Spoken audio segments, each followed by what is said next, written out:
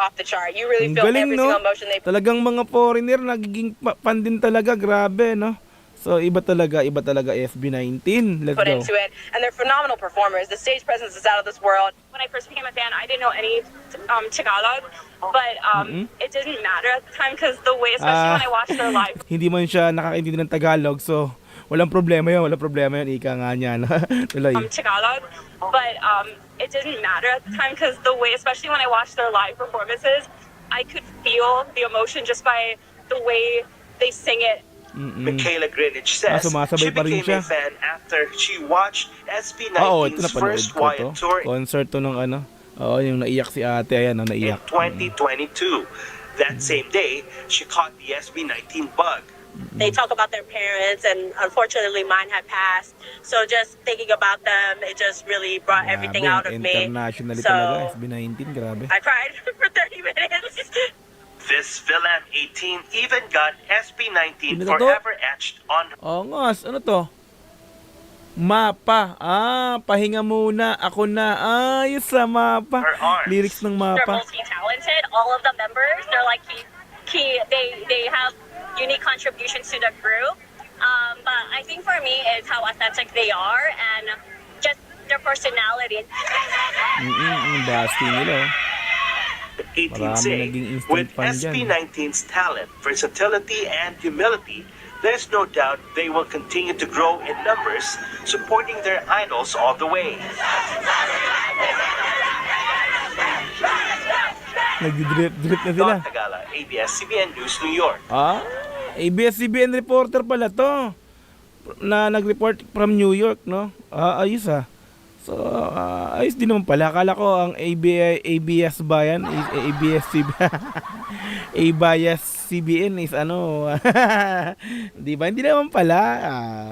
Okay, tuloy. 18, mag-ingay, magpa-perform ang P-Pop Kings na SB19 sa Lollapalooza Oy, News sa 5 to. Amerika. Makasaysayan ito dahil sila ang kauna-unahang Yes. Filipino act na kasama sa naturang Laman Music talaga ng Fest balita. sa July 30 SB.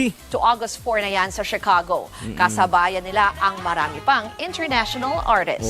Mga grabe rin yung bayan na dyan. This Thursday morning, Okay. get Ito naman ready to. for the hottest showbiz BTV chika naman. and kilig moments from your favorite stars. Una na nga riyan, exciting news 18! Dahil SB19 will make history bilang unang Filipino act na magpa-perform sa Lollapalooza 2026 sa Chicago. Ang announcement Kauna-unahan ay ibinahagi ng grupo sa kanilang Instagram account. Para sa P-Pop Kings, isa itong malaking milestone sa kanilang musical journey. Ang 4-day festival ay gaganapin mula July 30 hanggang August 2. Yes. At tampok ang iba't ibang international At star. ang kauna-unahang magpa-perform sa unang araw, SB19 sila yung pinakang ano. Diyan sila naka-line up. Di Sa ba? 8 stages. Kabilang sa lineup ngayong taon sina Charlie XCX, Olivia Dean, Ngayong Tate taon, no? McRae, Blackpink Meaning member talagang, Jenny, Lord, taunan. The Smashing Pumpkins, John Summit at The XX. Samantala, todo naman ang excitement ng SB19 sa pagkakataong ito na na-share ang kanilang music sa global audience. Para sa kanila, hindi lang performance ito, kundi pagkakataon na ipakita ang galing at talento ng Filipino artists Yes. sa international stage. Since sila yung kauna-unahan magpe-perform dito, talagang grabe history talaga yan, no? Siyempre, so kauna-unahan, tapos may Pinoy din na nag-perform sa Lollapalooza. Ganito pala kagagaling ang mga Pinoy, 'di ba? Dahil sa SB19 napuri ang Pinoy, napuri ang Pilipinas. May Pilipinong nag-perform dito sa Lollapalooza. SB19 pa, no, grabe. Galing at talento ng Filipino artists sa international stage. Matatanda ang simula pa noong 1991 ang Lollapalooza ay isa sa pinaka-prestigyosong musical Yes, festivals grabe sa kasi buong yan, mundo. no? So, 1991, bata pa ako, grabe yung mga ano yan at yung mga nagpe-perform diyan, talagang mga sikat na. Naririnig ko talaga yan, Lollapalooza na yan, no? So, kaya lang, wala pang Pilipino nagpe-perform diyan, no? So, napanood ako sa mga video ng mga sikat na artist, na mga international artist, no? Talagang diyan, no? Sa Lollapalooza na yan, is grabe yung ano diyan. Grabe yung festival talaga na yan. So, yun, tulad ito. Ay isa sa pinaka Prestihiyosong musical festivals sa buong mundo. Sa buong SB19, pasok sa Lollapalooza Music Festival 2026 sa Amerika. Muling dadalhin ng P-pop group na SB19 ang kanilang talento sa international stage matapos Anong TV mapabilang naman to? sa opisyal na listahan ng Lollapalooza Anong TV 2026. to? Ang Lollapalooza ay isang annual music festival na ginaganap sa Grand Park, Chicago, Illinois sa Amerika. Natatagal mula July 30 hanggang August 2. Para sa mga karagdagang balita, bisitahin Anong ang channel aming kaya social tong media TV pages. TV na to?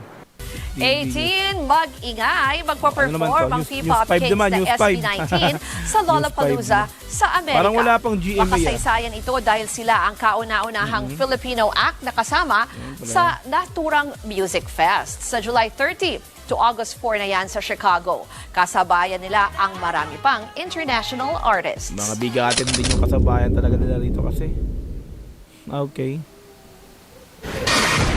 SB19 is going to Lollapalooza. ANC. Sa anunsyo ng Lollapalooza nitong Martes ng gabi, bahagi ng kanilang 2026 artist lineup ang Kings of P-pop. Dati- Sila ang unang Pinoy TV group Patrol na Express nakatakdang pala to. mag-perform sa ANC? naturang Global Music Festival na gaganapin sa Chicago, USA mula July 30 hanggang August 2, 2026. Kasama rin nilang magtatanghal si Filipino-British singer-songwriter Bea Badubi. Ikinagalak naman ng kapwa OPM artists Filipino, ang magandang balita, kabilang ang BINI na nakatakda namang Okay, tumapak BINI. sa Coachella stage nasa sa Abril. Coachella sila. Nakatakda na ring buksan ng SB19 sa hindi man Huwebes. wala man sa lineup ng Coachella ang SB19, nasa Lollapalooza naman, which is pinaka na music, pinakang na music festival sa buong mundo, ika nga, no? Ang kanilang Weavers community. Congrats SB19, P-pop Rise at mabuhay ang OP. Gento Yes. ang matinding pasabog. For the TV5 first pa rin. time, may P-pop group na mag-perform sa music festival sa Amerika na Lollapalooza. okay. Walang iba kundi ang SB19.